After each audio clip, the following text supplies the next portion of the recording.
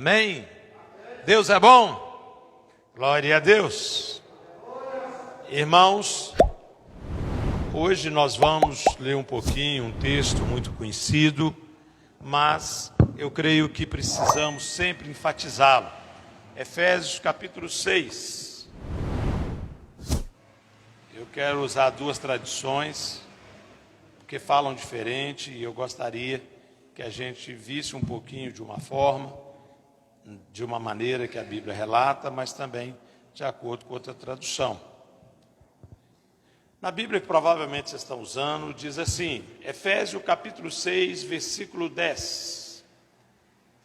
No demais, irmãos meus, fortalecei-vos no poder e na força do seu poder, revestindo-vos de toda a armadura de Deus, para que possais estar firme contra as astúcias ciladas do diabo, porque não temos que lutar contra a carne e o sangue, mas sim contra os principados, contra as potestades, contra os príncipes das trevas deste século, contra as hostes espirituais da maldade nos lugares celestiais. Portanto, tomai toda a armadura de Deus, para que possais resistir no dia mau, e havendo feito tudo isso, ficar firme.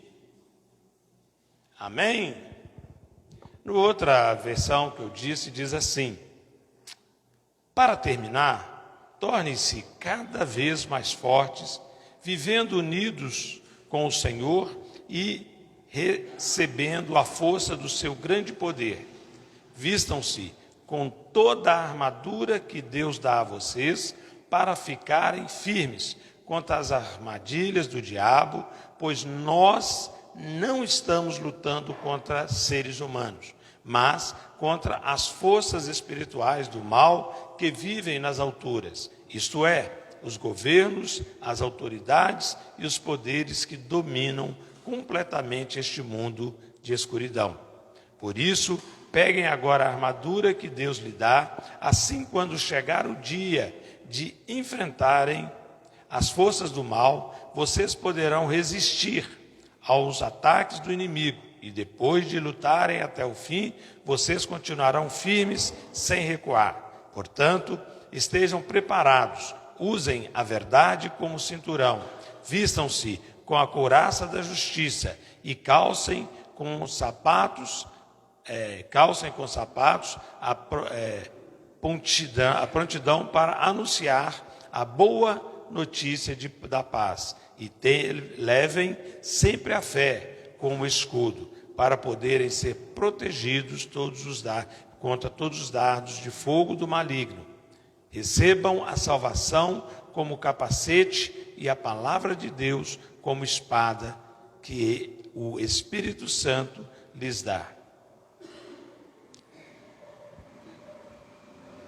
Nessa nova versão, ele fala de uma forma mais presente, como nós dialogamos com relação a esse texto. Mas o que eu queria nesta noite, irmãos, compartilhar e levarmos a uma compreensão. Domingo nós falamos que hoje a gente ia orar por situações. Lembram disso? Talvez você veio com essa perspectiva, trazendo alguém ou algo que simboliza essa pessoa para a gente estar guerreando. Porque o que eu vejo é que o cristão precisa entender o que é o tempo, o que é a maneira que nós estamos caminhando. O que eu quero dizer com isto?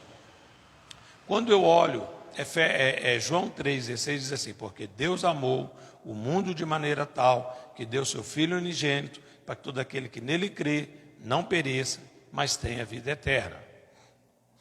O texto fala do amor de um Deus que paga um preço altíssimo para nos resgatar, para que a gente tenha vida eterna. Mas ele usa tempo. Apesar de ser dito na mesma época, ele fala de 3 situações. O que ele está fazendo, que foi há mais de 2000 anos atrás, que é entregando a própria vida do seu Filho Jesus na cruz. Ele fala sobre um presente contínuo. O que é um presente contínuo? Está à disposição ontem, hoje e amanhã até que ele venha. É um presente contínuo, porque ele é presente para quem necessita. Estão entendendo? Aqui, por exemplo, nós estamos vivendo o presente contínuo. Eu tenho 30 anos que eu tive esse encontro com Jesus. De repente você tem 2, você tem 4, de repente você tem 40. Mas a ação foi instantânea na nossa vida. Porque ele disse, Deus amou há 2000 anos atrás, para que todo aquele que nele crê, quando? No seu hoje, no seu agora. Para que tenha. Então, é algo que vai acontecer, que é o nós recebermos a vida eterna. Ninguém tem a vida eterna, né? Ninguém tem a vida eterna. Porque a Bíblia eterna não será, a vida eterna não será dada quando Jesus voltar. Não é o que a Bíblia diz? Todos apresentaremos diante dele e ali ele vai separar o joio do trigo. Aqueles que são trigo receberão vida eterna e o joio vai ser jogado para ser queimado. Da mesma maneira, Jesus disse assim, está consumado, quando na cruz do Calvário ele entregou a sua vida. Está consumado o quê? O preço pago pelos nossos pecados. Mas, ele tinha dito que no mundo teríamos aflições. Foi consumado, mas tem luta. Não é um negócio estranho? Aquilo que já vencemos, nós vamos ter dificuldades. Ele mesmo diz, no mundo tereis aflição, mas tem de bom ânimo, eu já venci. Então ele está dizendo para mim e para você, que no mundo espiritual, já foi gerado a vitória. Jesus já venceu. Apocalipse fala dessa constância que diz que Jesus vai abrir o livro, que Jesus está nos céus, mas seus pés estão aqui na terra, que é a igreja, e que ele vem resgatar esta igreja e vai explicando processos. Então nós precisamos entender um pouco mais o que é isto. Porque ele fala no demais. O que é no demais? Depois de. Primeiro, eu e você precisamos nos alinhar. Alinhar em que condição? João 3,16, ter um encontro com Deus. Colocar a nossa vida na mão dele. E este encontro precisa mudar a minha história e a sua história. Nós não podemos viver o que vivíamos. No passado, nós vivíamos na dependência da carne. Vivíamos nos valores mundanos. Quando nós tivemos um encontro com Cristo, a nossa vida muda. Os nossos valores mudam. Os nossos tesouros têm outra conotação. Não é verdade?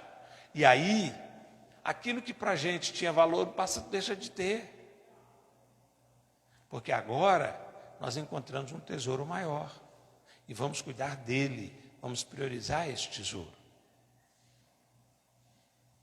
Tendo isto, ele agora diz, bom, se você agora mudou seus valores, você virou um bom marido, uma boa esposa, um bom filho, um bom pai, uma boa mãe, uma boa filha, um bom funcionário, um bom patrão, agora você tem que entender algo, tem uma revelação para o seu coração. E ele diz que a nossa luta, está na sua Bíblia, não é contra carne ou sangue. Nesta Bíblia diz que a nossa luta não é contra seres humanos e que nós temos que estar unidos a Deus, o que significa que a nossa luta não é contra Deus, nem contra as pessoas. E você não consegue discernir essa diferença se não for pelo Espírito Santo. Somente o Espírito Santo consegue fazer essa visão espiritual de que você não está lutando uma batalha carnal contra uma pessoa, mas que você está lutando uma batalha espiritual contra aquilo que está agindo na vida da pessoa. Deu para entender? Deu ou não? Antigamente, você tinha problema com seu esposo, problema com sua esposa, problema com seu vizinho, problema com seu patrão, não é assim?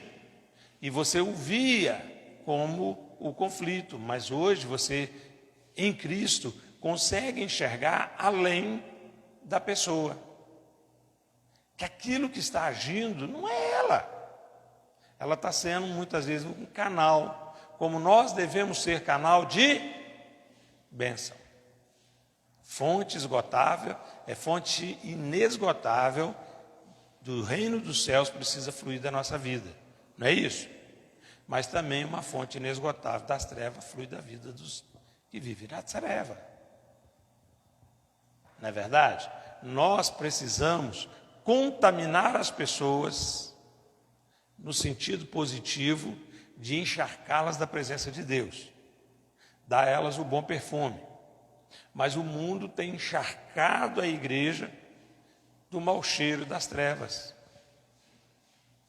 Porque Jesus está dizendo que há uma luta espiritual entre Deus e o diabo.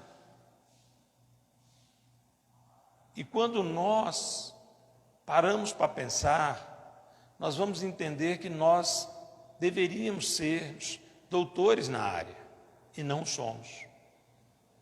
Um exemplo, quando você vê, por exemplo, um espírita, tem alguém aqui que já foi espírita? Ninguém? Tem alguém aqui que já foi em centro espírita e fez obras lá? Eu já fiz, já fui lá, pedi ajuda e mandaram levar não sei aonde a gente levou. Eles não têm acesso ao mundo espiritual, mas eles usam o mundo espiritual. Eles têm conhecimento do mundo espiritual, eles utilizam o mundo espiritual. Agora, nós que somos filhos de Deus, que temos livre acesso, não entendemos. Nada acontece na terra sem que primeiro ocorra onde? No mundo espiritual.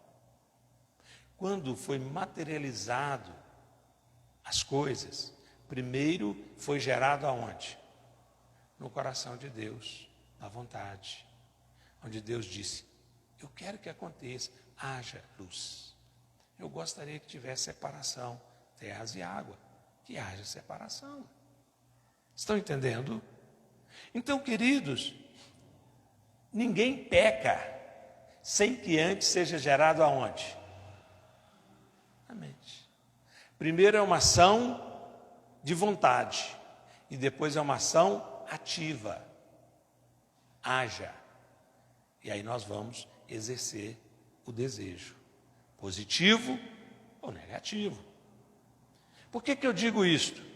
Porque se eu não entender os princípios, eu não estou pronto para essa luta.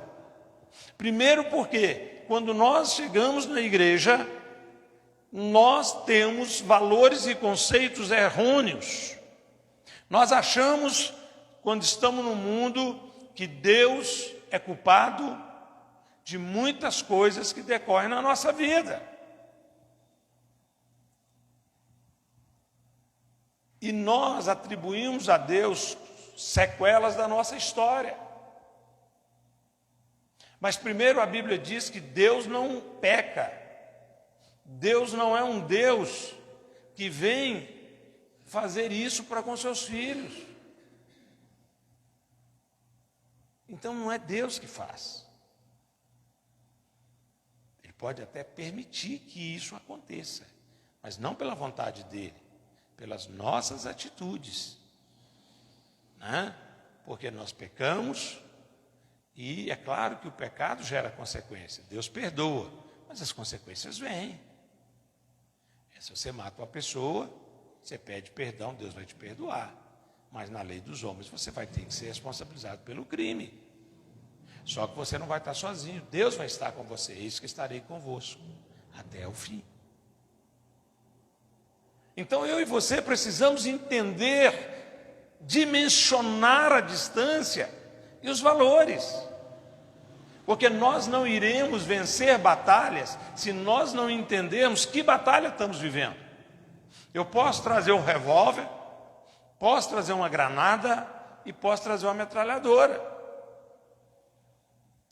Com essas armas, se chegar aqui 3 ladrões, eu tenho condição de enfrentá-los. Sim ou não? Mas eu consigo enfrentar um demônio? Ele não é carnal. Ele não tem o físico que eu tenho e você tem. Se eu der tiro, a bala vai atravessar. Se eu jogar uma bomba, não vai acontecer nada com ele. Então ele está dizendo, olha, sua luta não é contra as pessoas. E quantas vezes nós estamos usando de bombas, granadas, metralhadoras contra pessoas que no nosso relacionamento, atribuindo a elas todas as nossas mazelas. E ele está dizendo que a sua luta não é contra eles, e nem muito menos contra Deus. Então não adianta você falar, por que tudo acontece comigo? Acho que eu tirei uma pedra na cruz. Só que quando você fala isso, você não está falando porque você entende que você tirou uma pedra na cruz. Você está questionando a atitude de Deus por entender que Ele é responsável pelos seus atos, pelo que você está vivendo. Porque, primeiro, a cruz é resultado do seu pecado e do meu pecado. Então, se é considerado pedra, nós é que tiramos as pedras em Cristo, porque Ele levou sobre si o meu pecado e o seu pecado. Ele pagou a consequência dos nossos atos. Quem tinha que estar na cruz éramos nós. Então, baixa a bola, porque a Bíblia diz todos pecamos, então nós somos responsáveis pelos nossos erros. Certo? Segundo ponto, é que nós precisamos entender que, quando nós atribuímos problemas para os outros, muitas das vezes nós não vamos entender que é um erro nosso. Ontem, por exemplo, eu tinha que fazer o último pagamento da casa que eu comprei. Aí eu tinha que mandar para a dona 12.280. Último pagamento. Todo feliz, falei com a Simone, transfere a conta para ela, para mim. Vou transferir. Meia hora depois ela manda uma mensagem, já transferi, e mandou o comprovante. Peguei o comprovante, mandei para a mulher que nós compramos a casa. 20 minutos depois, a Simone estava lá na obra, a mulher pega e me liga. Pastor, tudo bom? Aqui, o valor é esse, mas o senhor mandou para a pessoa errada. Ela chama, mandou para Maria não sei de quê, e ela é Marli. Eu não vi, a Simone não viu. E o dinheiro foi para a conta da dona Maria. O que Deus tem com isso? Nós erramos. Não é verdade? Aí a gente vai sentar, Deus vai resolver? Não, a gente tem o Senhor, nós oramos, claro, pedimos ao Senhor para nos dar luz, nos dar direção, mas nós tivemos que correr atrás do problema. No primeiro momento, a Simone ficou nervosa, ela aí perde a voz, você sabe do quadro que ela está, mas não resolve. A Simone até apareceu lá, não resolve. Tivemos que olhar, pedimos ajuda, ligamos para o banco nos atendeu, era para outro banco, então eles já não tinham mais acesso, mas eles ligaram para a gerência do outro banco, de outra instituição. Essa, então, manteve contato com a pessoa, nós ligamos, conseguimos ligar para ela, de outra cidade. Eu não sabia por que eu tinha o nome dela dentro dos meus favorecidos para poder fazer depósito, porque passa o tempo. Aí, passado, quando eu falei para ela, a mulher brincou, achou que era trote. Ela falou que ia ver. Aí a gente gerou aquela insegurança. Hoje, a mulher viu que, de fato, era como nós falamos, o dinheiro estava na conta, não foi resultado de empréstimo, foi nada. O gerente dela explicou que foi um erro de transferência, e ela transferiu novamente para a nossa conta. Glória a Deus. Se ela não transfere, ela é lá de outra cidade, muito longe, 200 quilômetros daqui, ia ter que mover um processo, e nem sei como seria. Ou seja, se Deus nos abençoou, Mas e se isso não acontece? Deus é culpado? Houve um erro e gera uma consequência. Graças a Deus, terminou tudo bem, confiamos no Senhor, louvamos, abençoamos a mulher e amanhã vamos fazer o depósito na conta de quem de direito. Mas agora nós vamos ser mais diligentes na hora de conferir os dados, porque na hora que você vai fazer a transferência, ele te mostra os dados para você dar ok. Aí você não presta atenção e nós temos feito isso, querido. A Bíblia nos fala sobre tantas coisas e a gente não olha com quem fala, assina aqui esse contrato que é muito bom, mas depois vem um tanto de letrinha que você não consegue ler e como nós somos impacientes, a gente não lê, ou é só eu que faço isso? E depois a gente vai reclamar porque assinou o que não devia. É melhor a gente gastar um tempo para ler as letrinhas. Hoje, sabe como é que eu faço? Eu falo, não, pera um minuto, eu bato a foto, e aí eu puxo o dedinho, é assim, né? Aí o que acontece com as letrinhas? Ficam grandes, aí dá para me ler. Aí a pessoa que está do outro lado fica impaciente, eu falo, eu não vou assinar sem ler. Por mais que eu deseje a coisa, a gente está aprendendo, estamos aprendendo que é necessário ter cuidados. Quando ele está dizendo, olha, sua luta não é contra as pessoas, mas é contra o diabo.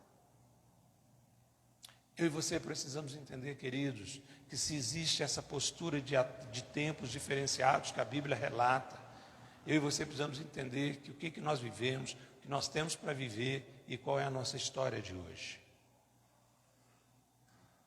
Você já parou para pensar nisso? Hein?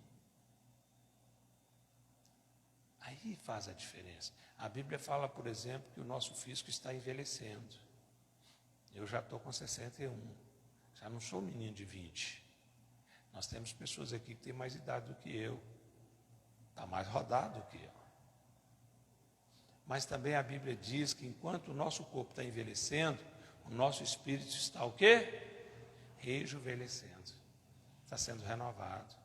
Quanto mais nós estamos na presença de Deus, então são duas histórias. Enquanto a nossa história física está cada vez mais, nós estamos enfraquecendo, nosso físico está enfraquecendo, mas se nós estamos no Senhor, nós estamos fazendo o que a Bíblia diz, conheçamos ao Senhor e prossigamos, nós estamos crescendo espiritualmente. Nós estamos sendo alimentados pela palavra de Deus, estamos tendo mais comunhão com Deus, porque estamos aprendendo a conhecer mais. Entende? Que há caminhos diferentes para um contexto. Efésios trata de algo tão lindo, por isso que eu trouxe as duas Bíblias, para que nós entendamos. A sua Bíblia fala como a minha.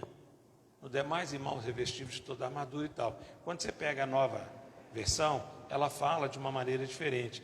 Para terminar, tornemos-se cada vez mais fortes, vivendo unidos com o Senhor.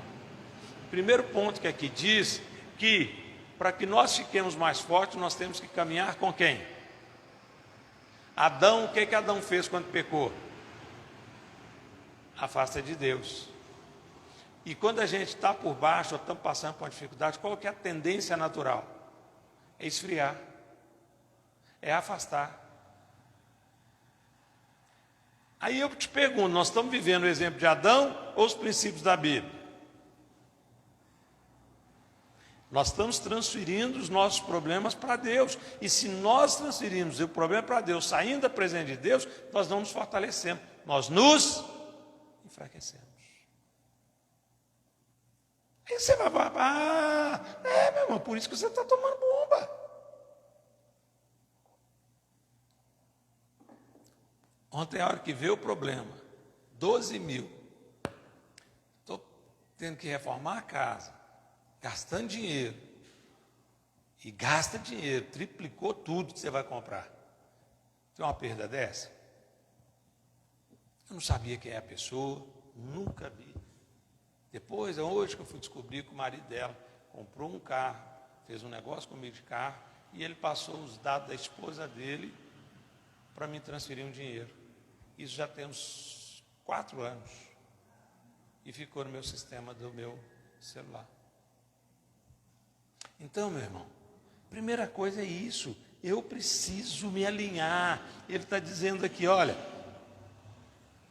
para terminar, tornemos-se cada vez mais forte, vivendo unidos com o Senhor e recebendo a força do seu grande poder. Se você não buscar no Senhor, por isso que a Bíblia diz, os que caminham, como é que é?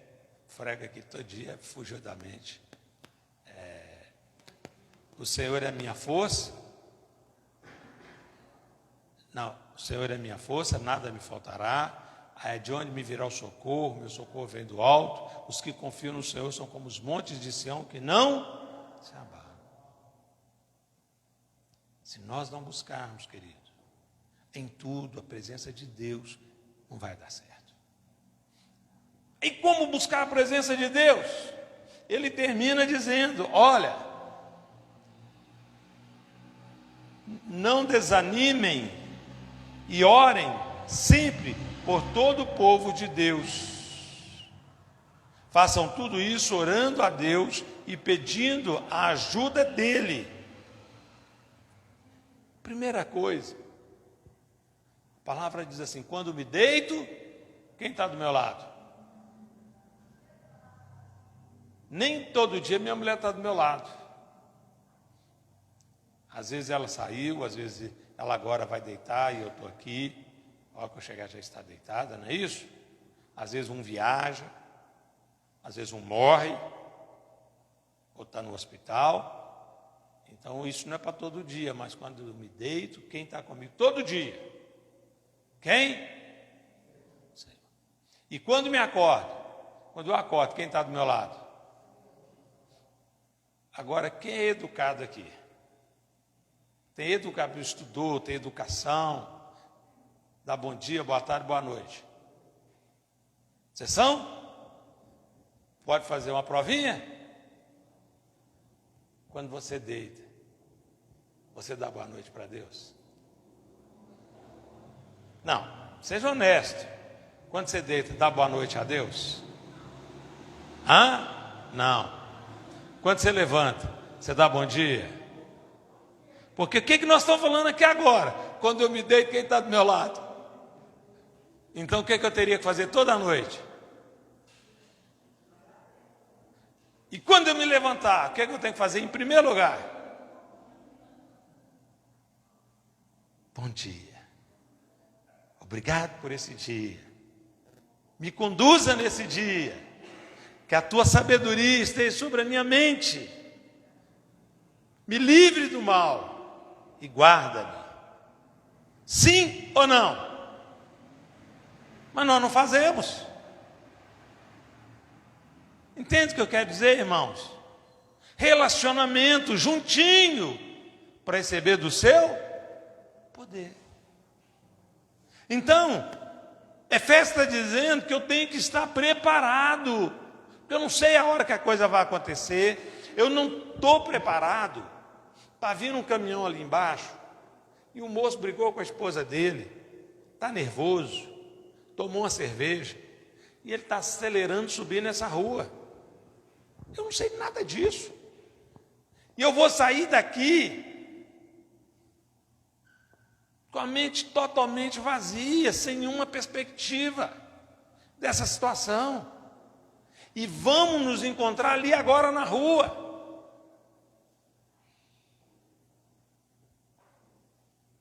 Se eu não tiver vigilante, o dia mal vai ser daqui 10 minutos. Estão entendendo o que ele está dizendo?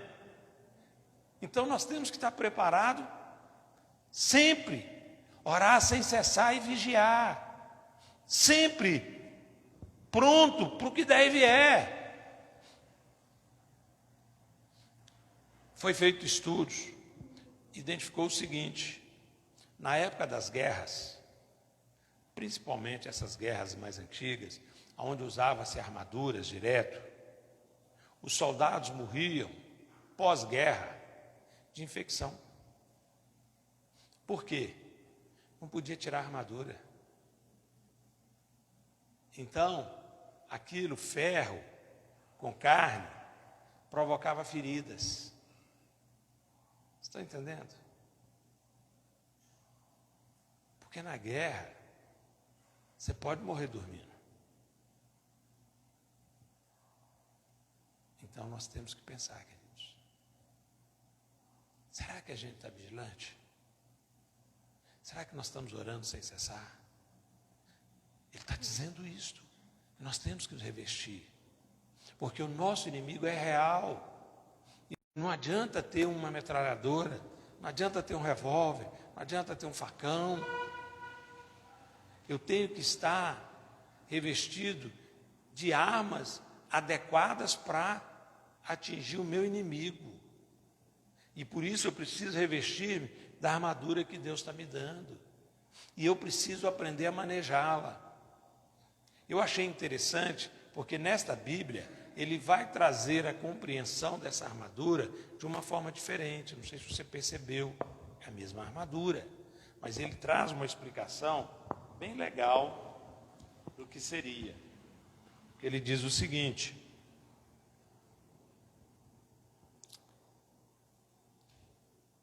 portanto, versículo 14, portanto, estejam preparados, usem a verdade como cinturão. A Bíblia diz que o Senhor é a verdade. A Bíblia fala, Jesus falando, olha, eu estou indo embora, porque eu não tenho parte com Ele. A palavra do Senhor é sim ou não. Então ele diz, você tem que viver diferente. A partir de agora, você quer vencer? No demais, irmãos, se você aprendeu, se você amadureceu como ser humano, você revê os seus valores, você tem o Espírito Santo, então a partir de agora, você vai firmar pela verdade. Caminhar na verdade. Custe o que custar. Pagar o preço da verdade. Aí ele continua dizendo,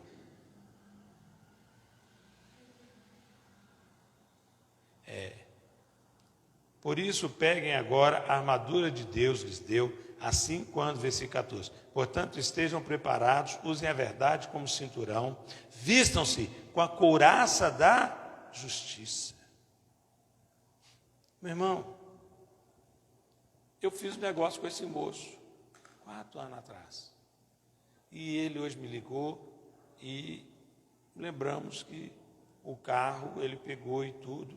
Eu lá falei com ele, olha, eu peguei esse carro, tinha pegado um negócio, um carro bom, e estou te vendendo, o carro é isso aí. Ele andou e tudo, gostou, o carro estava ótimo e tal. Quando ele foi embora, o carro quebrou. Ele me ligou, e aí ele trazendo a memória, por isso que ele passou os dados da mulher dele, porque eu devolvi para ele um valor para poder arrumar uma peça que ele quebrou. Tudo bem. Vamos supor que hoje seria 300, 400 reais. Só que agora, quanto que foi posto da conta da mulher dele? Imagine você, se por algum motivo eu não tivesse caminhado em cima desses princípios. Ele me devolveria? Aí ia dar uma confusão, não ia? Então eu quero te mostrar que aqui está dizendo justiça. Eu tenho que confiar no Senhor, crer que o Senhor é a nossa justiça. Se eu não faço mal para ninguém, se eu vivo a palavra de Deus, Deus nos honra. Deus nos honra. E Deus vai abrir porta onde não tem porta. Deus vai suprir as nossas necessidades. E Ele vai nos guardar. É isso que eles estão falando. O texto está dizendo, olha, portanto, estejam preparados, usem a verdade como cinturão. Vistam-se com a couraça da justiça. A gente é a polícia 24 horas, mesmo no dia normal. Às vezes eu estava para sair do batalhão, aí dava um problema, greve de pedreiro, greve da Fiat, o que for, eu já estava de prontidão ali, eu tinha que virar mais dia. E não sabe quanto é que aumentava no meu salário? Nada. Às vezes nós achamos que pregar o Evangelho, nós temos que pagar, receber por isto. Não temos que receber mais nada. O que nós vamos receber é a salvação. Por isso que quando Jesus vai fazer o exemplo daquele moço que chegou de manhã, acordou um salário, é tanto, aí quando chegar de noite ele ia receber tanto, mas teve um que foi às 10 horas, o outro foi à meio-dia, e aí Jesus deu o mesmo salário, ainda pagou eles primeiro, e aí ele diz assim, poxa, mas pera lá, se aquele que começou a trabalhar às 2 horas da tarde, para parar às 6, recebeu R$100, que foi o que eu havia acordado por um dia de trabalho, eu que trabalhei de 8 da manhã até às 6, eu vou ter que receber no mínimo o dobro. Mas na hora de receber, o salário foi igual. E aí ele foi e falou, mas pera lá, isso está errado. Você pagou para ele primeiro e pagou para ele o mesmo salário que eu recebi. E aí Jesus conta que o dono, então o chefe falou, vem cá, o que eu acordei com você? R$100. E quanto você recebeu? R$100. Acabou, não te devo mais nada. Eu paguei o que foi combinado. O que o Senhor prometeu para mim e para você é salvação. Tem gente que acha que Deus tem que nos dar fortuna. Deus não tem que dar fortuna a ninguém.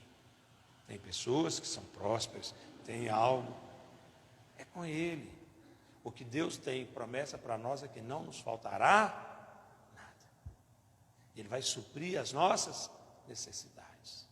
Ele vai cuidar de nós. Só que nós queremos assim, colocar uma rede, deitar e o resto Deus vai fazer. Não é assim. Não é isso que Ele falou. Ele falou que nós temos que trabalhar. Ele falou, olha, até meu pai trabalha até hoje. Se Deus trabalha, por que eu não vou trabalhar? Então, queridos, ele está dizendo que nós temos que estar sempre em prontidão. Prontidão, o que é isso? Você vai sair daqui. Daqui até na sua casa, você tem que estar preparado para Deus enviar alguém para você pregar o Evangelho. A hora que você levantar, ou de madrugada, o seu telefone pode tocar. E você precisa estar preparado para poder ter uma palavra de cura, uma palavra de vida. Prontidão, pronto, a tempo e fora do tempo. Sempre preparado para pregar o Evangelho. Calçar os meus pés com a sandália da preparação do Evangelho da paz. E às vezes a gente acha que calçar o pé é eu estar. Não. Eu tenho que ter essa palavra pronta.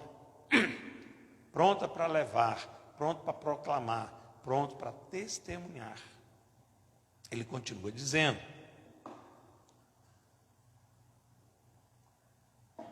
16. Levem sempre a fé como escudo. O que é isso? Lá fala, eu tenho que colocar o escudo da fé. E aqui diz, levem sempre a fé como escudo. Às vezes a pessoa não entende o que é isto. O que vai me dar a vitória, o que vai mudar a perspectiva do problema, é a minha fé. Por isso que a Bíblia diz que os que confiam no Senhor são como um monte que não se abala. Nós estávamos com esse problema ontem, mas a minha esperança estava no Senhor. Eu confiei em Deus. É o Senhor que Deus me abençoa. Certo? Você precisa entender que a sua vida precisa estar firmada no Senhor. E a partir daí você precisa dar passos firmes no Senhor. Confiar nele, confiar na sua família, confiar no seu esposo, confiar na sua esposa, confiar no trabalho, confiar na igreja, no Senhor. Se não, querido, vai dar errado.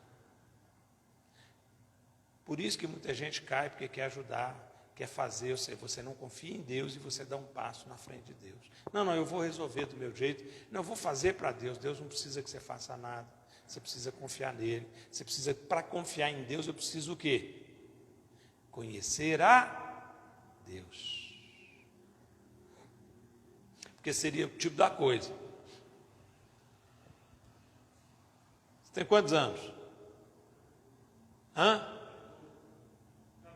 14. Aqui, ó. eu vou emprestar para ele aqui a chave do meu carro e ele vai levar vocês em casa. Quem quer ir com ele? Hã? Por que não? Olha, ele é grande, forte. Hein? Como que nós vamos com uma pessoa que nós não conhecemos, não confiamos? Não é verdade? Ele não está qualificado para isto. Se nós não confiamos, se não conhecemos o Senhor, nós não vamos ver no Senhor o quê? Qualificação. Agora, eu vou dar a chave para o pastor Anderson. Ele vai levar você em casa. Vocês vão?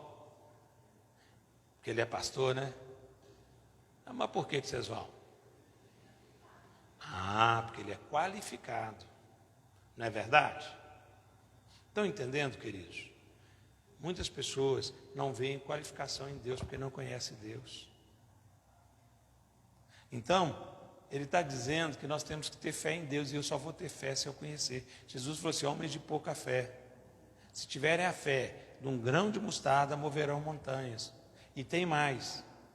O Deus que eu estou falando, ele é tão capaz que se você não tiver fé, peça ao Senhor e ele vos dará. Ele vai provar para você quem ele é, para que você possa confiar nele. Mas você precisa buscar intimidade com ele, para conhecê-lo. Então, eu e você precisamos aprender. Porque na hora que a coisa acontece, meu irmão, que aparece o bicho na frente, um demônio, não dá tempo de ler Bíblia. E também não vai dar tempo de pegar e ligar: ô pastor, meu pastor Anderson, tem um demônio aqui com a faca na mão, ora para ele. Aí você, espera um minuto que eu vou pôr em viva, fica aí, viva voz. Aí você põe viva voz para a gente orar. Aí é para que a gente amarre o demônio e tudo. Será que vai dar tempo? Hein? Ou você acha que o demônio vai partir para cima de você antes? Então nós temos que estar preparados. É isso que ele está falando. Você tem que ter o conhecimento. Quando você vê, principalmente os homens, né? Aqui as mulheres nem tanto, mas quando o homem faz 18 anos, teoricamente, ele tem que passar pelo exército, forças armadas. Para quê? Para ele estar preparado, que se houver uma guerra, ele já conhece, sabe manusear uma arma, ele já sabe o que é comando. Não é assim? No mundo espiritual é diferente, gente. Se ele está usando aqui vestimentas de guerra, vestimentas de batalha, ele está falando que você tem que ser qualificado como soldado. Não é isso? Por isso que a Bíblia diz assim: o princípio da sabedoria é o temor que nos toca após morte. É melhor obedecer do que?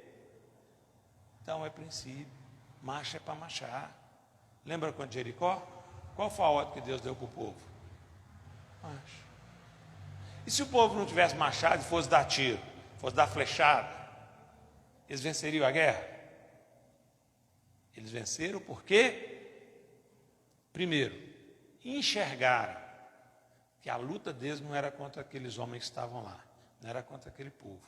Era uma luta espiritual, era uma guerra espiritual. Porque no natural, você tem que usar armas físicas, mas eles usaram armas espirituais. Vai marchar. Eles foram marchar e foram cantar. Isso é loucura. Loucura. Mas eles viram que o sobrenatural manifestou-se no natural. Os muros caíram. Porque eles obedeceram os princípios de Deus, porque era uma guerra espiritual. Quando eles foram para Ai, eles falaram: não, pera lá. Se aquilo que era muros gigantescos, se aquilo que era algo tremendo, Deus fez, aqui nós mesmos fazemos. Hein? Vou na minha força. E qual foi a consequência? Uma derrota. Que poderia não ter sido, se eles tivessem dado bom dia ao Senhor. É ou não é? Se eles começassem o dia e falassem: Senhor, bom dia, nós estamos indo lá para Ai. Ai é muito mais fraco que o outro. O Senhor nos abençoa. O que Deus falaria para eles? Não vão. Primeiro vamos bolar uma estratégia para ir. Mas não. Por isso que a gente tem caído sobre pedras. Ninguém cai de frente a uma montanha. Você cai diante de pequenas pedrinhas. Uma bolinha de gude desse tamanho derruba um homem grande. Uma montanha não te derruba. Pense nisso. Ele vai concluir dizendo o seguinte: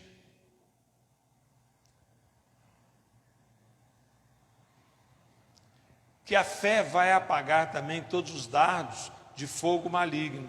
Lógico, porque os que confiam no Senhor são como um muro. Não é porque você está passando luta, não é porque está difícil que você vai se ser sucumbido por aquilo ou vai ceder àquela ameaça, àquela chantagem, àquela situação. E olha que eu tenho só comigo que aconteceu, com vocês aqui nunca aconteceu de passar por uma luta onde você está recebendo tanta ameaça que você acha melhor abrir mão. Né? Tem crente que fala assim: pastor, eu quero ouvir só falar de Jesus, eu não gosto de diabo, eu não quero mexer com o diabo, esse negócio para mim não dá. Eu tenho paz e amor, eu e o diabo. É ou não é assim? Seria bom, mas não é assim. Deus, desde Gênesis, ele mostra que ele não quer pacto nem aliança com as trevas. Quando ele ia contra aquele povo, o que Deus falava? Aniquila tudo. Quando veio o diabo, Jesus estava aqui em carne, o que Jesus falou? Estou indo embora, eu não tenho parte com ele, não tenho um vínculo, não tenho uma aliança, não temos nada um com o outro. Se Deus não tem, como é que você vai ter se você é filho de Deus? Dá para fazer negócio com o diabo? Não dá, querido. Então ele está dizendo isso. E ele vai concluir falando o seguinte: recebam. Lá fala assim: colocar sobre a vossa cabeça o capacete da salvação, não é isso? Aqui eu acho muito interessante, olha como eles puseram. Recebam a salvação como capacete e a palavra de Deus como a espada do Espírito. Então ele traz um conceito muito gostoso para mim entender que quando eu recebo a salvação, a minha mente está protegida do ataque das trevas. Então a grande pergunta é: eu sou salvo? Para que eu tenha o que ele está dizendo, o capacete da salvação, ou receber a salvação como uma proteção para a minha mente, eu preciso conhecer a salvação. Eu preciso entender o que é a salvação. Não é verdade? Por quê? O soldado colocava aquele capacete de ferro porque ele ficava dentro das trincheiras, principalmente, e aí ele tinha que levantar para ver, não tinha? Ele punha a cabecinha para cima, o capacete. De vez em quando ele escutava um sino batendo. Mas é melhor o sino batendo, que é aquele murro na cabeça que ele tomou de uma bala, do que outros que tiravam o capacete e ficavam na boa, aí o cara via só que pontinha da cabeça, e o que acontecia? Perdia a cabeça. Tem muito crente que está brincando, porque um dia ele está na igreja, outro dia ele está no mundo. E aí quando ele toma um tiro espiritual, e aí quando você vê, pô, mas o cara não era crente, agora está lá no mundão. Porque ele foi pego por um laço de prostituição, um laço de vícios. É ou não é assim? Quantas pessoas você já viu que estava na igreja, era uma bênção, era levita, até pastor, pregava o evangelho, evangelista, e de repente ele tirou o capacete da salvação por um minuto e tomou um tirambaço no meio da testa. E está lá morto. Aquele zumbi lá, cheirando droga, aquele zumbi no meio da prostituição e outras coisas. Então ele está dizendo que receba a salvação como capacete. Só é salvo quem tem a vida de Deus. A mente dele está protegida, porque ele tem convicção de que Jesus Cristo morreu por ele na cruz do Calvário e ao terceiro dia ressuscitou. Então isso é algo, meu irmão, minha irmã, que você tem que guardar no coração todo dia. Todo dia você precisa proclamar: Jesus morreu na cruz, levando sobre os meus pecados, eu sou salvo. Vai ter tiro que vai bater no capacete? Claro que vai. O capacete é para isso. Então vai ter muita situação que você vai ouvir o diabo falar: mas você não está salvo não, você pecou, você fez isso, sua vida é assim, papai e tal. Mas se você está usando o capacete, o que você precisa dizer para essas palavras? É fato, eu roubei, eu prostituí, eu matei, eu adulterei, eu era alcoólatra, eu era drogado, mas Jesus pagou o preço, morreu na cruz por mim, ressuscitou, hoje eu sou uma nova criatura, porque Ele perdoou os pecados. Não alcançou, bateu no capacete, mas não entrou na mente, porque eu tenho convicção da minha salvação. E por fim, ele diz que temos que usar a palavra como espada. Toda a armadura é de proteção, com exceção de uma. Somente a palavra de Deus é a espada cortante, que penetra mais profundo, separando juntas e medulas. Não adianta ter uma metralhadora, eu preciso ter a palavra. Foi pela palavra que Davi venceu o gigante. É pela palavra que Jesus venceu o diabo. É pela palavra que nós vencemos as trevas. Então eu e você precisamos treinar. Nós agora começamos a Olimpíadas, não é isso? E lá vai ter o campeonato também de esgrima, que é de espada. E quem vai ser campeão e vai receber medalha de ouro? O melhor esgrima. Aquele que sabe manejar bem aquela espada, que sabe movimentar, que sabe a hora de atacar, que sabe a hora de defender, porque ele treina dia e noite manejando a espada. Agora, trazendo para o natural, se eu resolvesse ir lá e eles me permitissem lutar, qual seria o resultado? Hein? Eu nunca manejei aquele negócio. Eu já vi em filme de Zorro. É ou não é?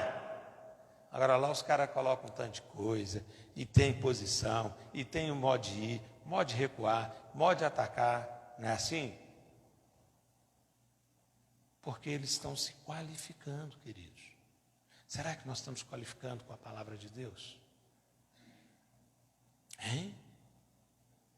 Se essa é a arma poderosa, como é que você está enfrentando o demônio, meu irmão? No tapa?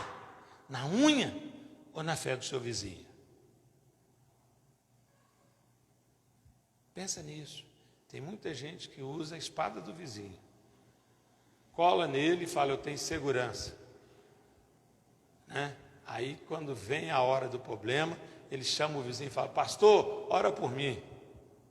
Ô minha irmã, você que está aí, você está indo para o monte todo dia, mulher de oração, ora por mim. E você, vamos lá então? Não, eu vou dormir, mas eu sei que você vai orar a noite toda por mim.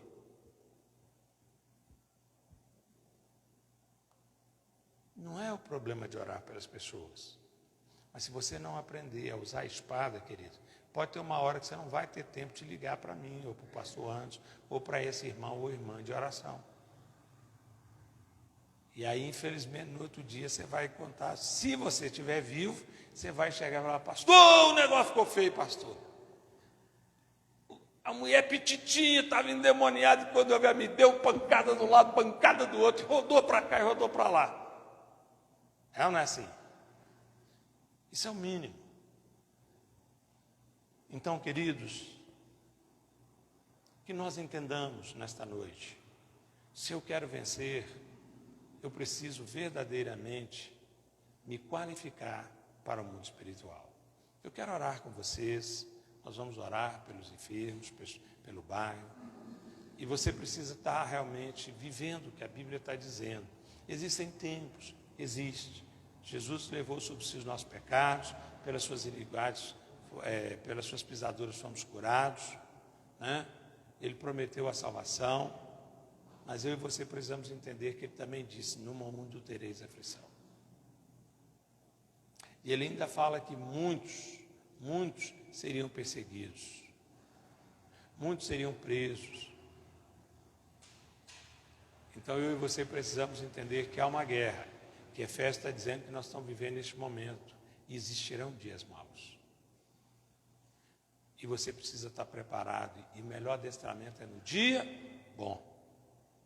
E a palavra diz assim: sujeitai a Deus, e estejais firmes contra o diabo. Eu só vou conseguir estar firme contra o diabo se primeiro eu estiver em submissão a Deus. Vamos orar? Ficar de pé. Vamos colocar nossa armadura. Não é isso que ele falou? Vamos ser soldados. Vamos fazer uma oração de fé, proclamando essa verdade. Vou tentar conduzir uma oração em cima disso. Amém? Então diga comigo: Senhor Deus, eu confesso e reconheço que o Senhor me ama. O Senhor provou este amor quando o Senhor enviou o teu Filho Jesus, que se fez homem, e na condição de homem, ele entregou a sua vida na cruz do Calvário, levando sobre si os meus pecados, as minhas iniquidades. Pelas suas pisaduras eu fui salvo. Por isso eu declaro, em nome de Jesus, que a minha mente está protegida contra toda seta do diabo, porque eu não serei acusado pelos pecados que eu cometi, porque Jesus, ao morrer na cruz, me perdoou para que eu tenha uma nova vida em Cristo Jesus. Eu coloco a couraça da justiça, porque a partir de agora eu não vivo mais a minha justiça, porque eu entendi que eu preciso viver os princípios de Deus para experimentar a boa, agradável e verdadeira justiça que vem de Deus. Eu coloco na minha vida o princípio da verdade, porque a partir de agora ela será o meu cinturão, a minha verdade.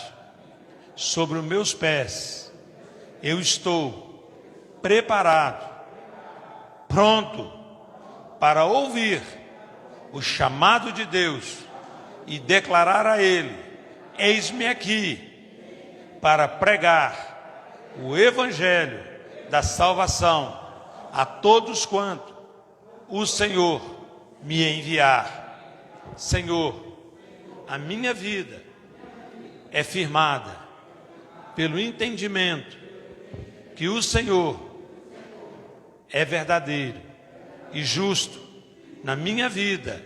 Eu creio no Senhor.